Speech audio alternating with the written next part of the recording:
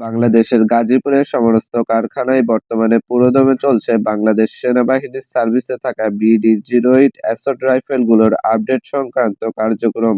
এই কর্মসূচির মাধ্যমে M point type collimator red dot বসানো সম্ভব হয়েছে। কলিমেটর সাইট যুক্ত হওয়ার ফলে সবথেকে বড় সুবিধাটি হচ্ছে দ্রুত টার্গেট ধরতে পারা।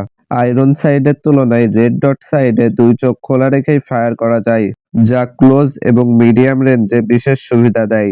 বিশেষ করে শহরে যুদ্ধ এবং চেকপোস্ট ডিউটিতে এটি একটি বড় সুবিধা দেবে। তবে বাস্তবতা হলো BD-08 রাইফেলের আপগ্রেড সম্ভাবনা স্বাভাবিকভাবেই সীমিত। এটি মূলত AK প্যাটার্ন ভিত্তিক একটি রাইফেল, যার রিসিভার, ব্যারেল এবং গ্যাস সিস্টেমে বড় ধরনের মডিউলার আপডেটের কোনো সুযোগ নেই।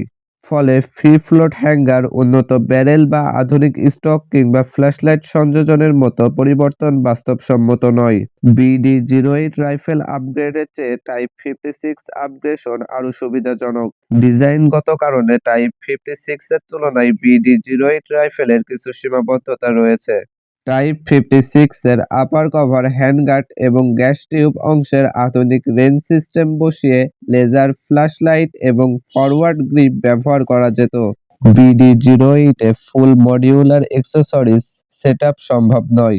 দেশের আইনশৃঙ্খলা এবং আধাসামরিক বাহিনীর জন্য দেশীয়ভাবে আপগ্রেড করা টাইপ 56 ইস্যু করা যেতে পারে। এর ফলে একদিকে দেশীয় সমরাস্ত্র শিল্প উন্নত হবে, অন্যদিকে দেশের আইনশৃঙ্খলা রক্ষাকারী বাহিনী এবং আধাসামরিক বাহিনী, বিশেষ করে বিজিবি, উন্নত মানের অস্ত্র পাবে। এই বিষয়ে আপনার মতামত কি কমেন্ট করে জানান, এবং যারা আমাদের চ্যানেলে নতুন তারা অবশ্যই আমাদের চ্যানেলটি সাবস্ক্রাইব করে আমাদের পাশে থাকুন।